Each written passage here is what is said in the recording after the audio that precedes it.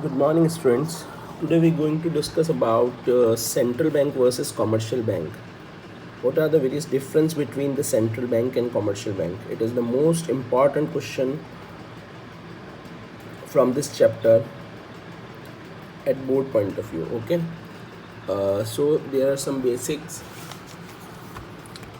There are some basis जिसके basis पे हमने differentiate किया है central bank और commercial bank को. Okay, let's start.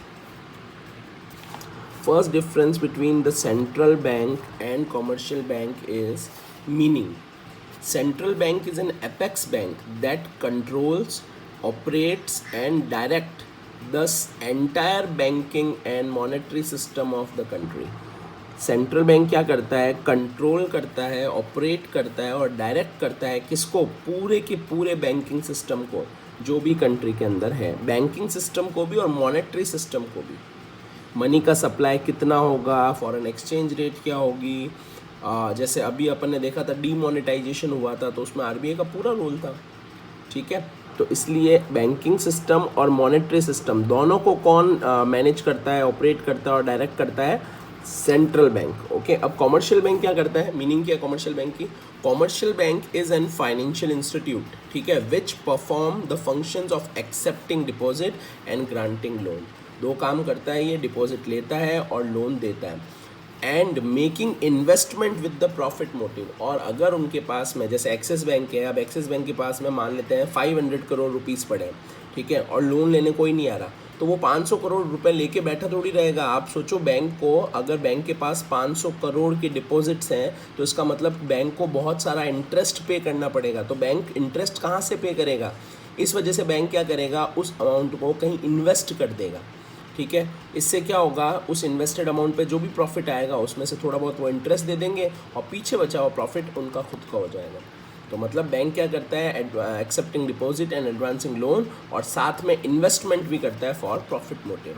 तो ये था first difference, meaning. Second difference is status. देखो, सेंट्रल बैंक का स्टेटस क्या होता है? It is apex institute. सबसे एज का जो इंस्टीट्यूट होता है, सबसे ऊपर का जो इंस्टीट्यूट होता है बैंकिंग सिस्टम और मॉनेटरी सिस्टम में, उसको हम लोग क्या कहते हैं? Central bank. तो इसका तो जो स्टेटस है वो बहुत हाई और एज का स्टेटस है. ठीक है, इसका स्टेटस क्या है? It is merely N unit of banking structure of the country. ये सिर्फ एक यूनिट है बैंकिंग स्ट्रक्चर का. बैंकिंग स्ट्रक्चर का एक छोटा सा पार्ट है कॉमर्शियल बैंक, लेकिन ये बैंकिंग यूनिट के सबसे मतलब हाई अथॉरिटी है एक तरह से. ओके, थर्ड ऑब्जेक्ट जो आपका डिफ्रेंशिएशन आता है वो आता है ओनरशिप. इसको कौन ओन करता है? It is generally owned and governed by the government. RBI को, यानी किसी भी सेंट्रल बैंक को, उस कंट्री की कौन गवर्नमेंट ही हैंडल करेगी. ओके, लेकिन कॉमर्शियल बैंक को जो है वो प्राइवेट और गवर्नमेंट दोनों मैनेज कर सकती है. जैसे अगर हम एसबीआई की बात करें तो it is a government body. अगर हम एक्सिस की बात करें, एक्सिस बैंक, तो it is a private sector bank. Okay, city bank, axis bank, ICICI bank, generally ये प्राइवेट सेक्टर बैंक है. और जबकि एसबीआई, पीएनबी, वो क्या है? गवर्नमेंट सेक्टर बैंक है. तो कॉमर्शियल बैंक जो होते हैं ना, वो तो गवर्नमेंट भी मतलब उसको गवर्न कर सकती है और ओन कर सकती है, और प्राइवेट सेक्टर भी उसको ओन कर सकता है. लेकिन जो सेंट्रल बैंक होता है उसको गवर्नमेंट ही ओन करती है. ओके, फिर आता है आपके पास में ऑब्जेक्टिव्स. अब देखो, इसका क्या ऑब्जेक्टिव होता है सेंट्रल बैंक का? सेंट्रल बैंक का ऑब्जेक्टिव होता है it operates in public interest without profit motive. इनका काम सिर्फ और सिर्फ क्या है? प्रॉफिट कमाना नहीं है, पब्लिक का इंटरेस्ट है, मतलब पब्लिक का वेलफेयर. ठीक है, लेकिन अगर इधर देखा जाए तो it aims to maximise profit. ये जो कॉमर्शियल बैंक है, इनका काम क्या होता है? प्रॉफिट को मैक्सिमाइज करना. चाहे गवर्नमेंट का कॉमर्शियल बैंक है, चाहे प्राइवेट का है, ये क्या करते हैं? प्रॉफिट मैक्सिमाइज करना चाहते हैं. एसबीआई है तो गवर्नमेंट की मतलब एक तरह से बॉडी है, तो क्या वो पब्लिक से इंटरेस्ट नहीं लेगी? बिल्कुल लेगी. हाँ, ये अलग बात है, प्राइवेट सेक्टर से थोड़ा कम इंटरेस्ट लेगी, बट इंटरेस्ट तो लेगी. मतलब वो खुद के प्रॉफिट के लिए तो काम करेंगे ही करेंगे, चाहे वो गवर्नमेंट सेक्टर का कॉमर्शियल बैंक है, चाहे वो प्राइवेट सेक्टर का. ओके, अगला आता है issue of currency. Issue of currency में ये क्या लिख रहा है? देखो, it has a sole monopoly in issue of currency. Currency issue करने की मोनोपोली किसके पास है? सिर्फ और सिर्फ सेंट्रल बैंक के पास. ठीक है, it has no power to issue currency. इनके पास करेंसी इशू करने का पावर नहीं होता है. कॉमर्शियल बैंक, आप आरबीआई मतलब सेंट्रल बैंक से पैसा लेके आपको दे जरूर सकते हैं, बट खुद पैसा यानी अमाउंट इशू करना, ठीक है, खुद पैसा छापना, इनके हाथ में नहीं होता, ओके, जबकि सेंट्रल बैंक के पास ये पावर है। अगला है public dealing, it doesn't deal with the public, public के साथ में इनकी डीलिंग कभी नहीं होती है। ऐसा थोड़ी है कि हम लोग कभी सेंट्रल बैंक जाते हैं, नहीं, हम लोगों को जाना ही नहीं होता सेंट्रल बैंक। क्यों नहीं होता है? क्योंकि वो हमसे डायरेक्टली कोरिलेटेड नहीं है, हम वहाँ पे पैसा नहीं जमा करा सकते, हम उससे लोन नहीं ले सकते। हम लोगों की डीलिंग किसके साथ होती है? कॉमर्शियल बैंक के साथ। It deals directly with the public, हम लोग इनसे कॉमर्शियल बैंक से डील करते हैं, ओके। अगला है number of banks, there are only one central bank in a country due to the peculiar nature of its activity. Peculiar nature of its activity का मतलब ये कुछ ऐसे काम करता है जिसके लिए सिर्फ एक सोल एजेंसी की ज़रूरत है, बहुत सारी एजेंसीज की या बहुत सारे बैंक्स की ज़रूरत नहीं है। तो इसका पेक्युलर नेचर होता है, इस वजह से जनरली ये एक ही होता है। लेकिन अगर यहाँ पे देखें तो there are number of commercial banks in a country, यहाँ पे कॉमर्शियल बैंक तो खूब सारे होते हैं, ठीक है। ये सिर्फ एक होता है कंट्री के अंदर या बैंकिंग स्ट्रक्चर के अंदर, ये बहुत सारे हो सकते हैं, इसका कोई मतलब वो लिमिट नहीं है, कितने भी हो सकते हैं। अच्छा, एग्जाम्पल क्या है? आरबीआई इन इंडिया, ठीक है, और यहाँ एग्जाम्पल दिया हुआ है आपको SBI, PNB, ICICI in India. मतलब कॉमर्शियल बैंक कौन कौन से हो सकते हैं? एसबीआई, पीएनबी, आईसीआईसीआई और भी एक्सिस, ठीक है, और भी जितने भी आपको आरबीआई के अलावा बैंक के नाम याद है, जनरली वो सारे के सारे कॉमर्शियल बैंक ही होंगे, ठीक है।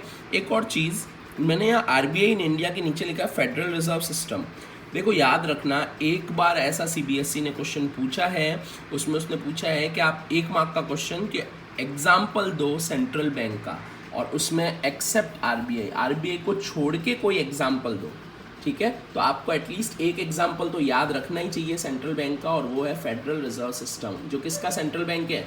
यूएसए का सेंट्रल बैंक है। इंडिया का जैसे आरबीआई है, वैसे यूएसए का फेडरल रिजर्व सिस्टम है, ठीक है। तो मतलब हमने डिफरेंशिएशन पढ़ा है, मोस्ट इम्पॉर्टेंट टॉपिक है ये इस चैप्टर का, ठीक है, for the board point of view, okay. Differentiation between central bank and commercial bank. हमने पहले मीनिंग के बारे में डिफरेंशिएशन देखा कि भाई ये एपेक्स मतलब बॉडी होती है, और जबकि ये जो है ये एक नॉर्मल सा फाइनेंशियल इंस्टीट्यूशन होता है जो पैसा देता है और लोन देता है और डिपॉजिट्स लेता है। इसका स्टेटस एपेक्स का होता है, मतलब बहुत हाई स्टेटस होता है, और इसका स्टेटस सिर्फ एक छोटी सी यूनिट का है। ओनरशिप इसकी गवर्नमेंट करता है, इसकी ओनरशिप गवर्नमेंट भी कर सकता है और प्राइवेट भी कर सकता है। फिर ऑब्जेक्टिव, इसका ऑब्जेक्टिव प्रॉफिट कमाना नहीं होता, पब्लिक इंटरेस्ट होता है, इसका ऑब्जेक्टिव प्रॉफिट कमाना होता है। फिर इशू ऑफ करेंसी, ये करेंसी इशू कर सकते हैं, ये नहीं कर सकता है।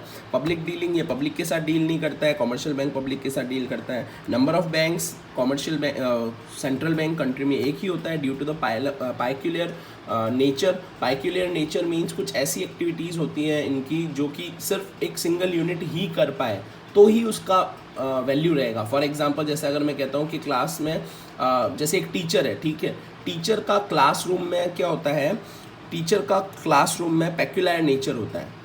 कैसे नेचर होता है आप खुद सोचो। एक टीचर क्लासरूम में एंटर करता है तो उसका नेचर ऑफ एक्टिविटी उसकी क्या होती है? पेक्युलर। अगर मान लो 3 टीचर एक साथ क्लास में आते हैं और आपको पढ़ा रहे हैं तो वो क्लास जो है वो कोई सेंस नहीं रहेगा उस क्लास का, ठीक है। तो जैसे एक टीचर का एक क्लासरूम में पेक्युलर नेचर होता है, उसी तरह से एक कंट्री में, ठीक है, आरबीआई या किसी सेंट्रल बैंक का पेक्युलर नेचर होता है। तो due to the peculiar nature of the activities किसी भी कंट्री में एक ही सेंट्रल बैंक होगा, जबकि ये कितने भी हो सकते हैं, उस पर कोई रेस्ट्रिक्शन नहीं है। और एग्जांपल आरबीआई इन इंडिया और federal reserve system in USA. और यहाँ पर मैंने एग्जांपल कुछ दिए हैं, SBI, PNB, ICICI in India. और भी आप एग्जांपल दे सकते हैं, इंटरनेशनल बैंक्स भी अवेलेबल है जैसे, तो उनके भी एग्जांपल आप दे सकते हैं। Okay, thank you students.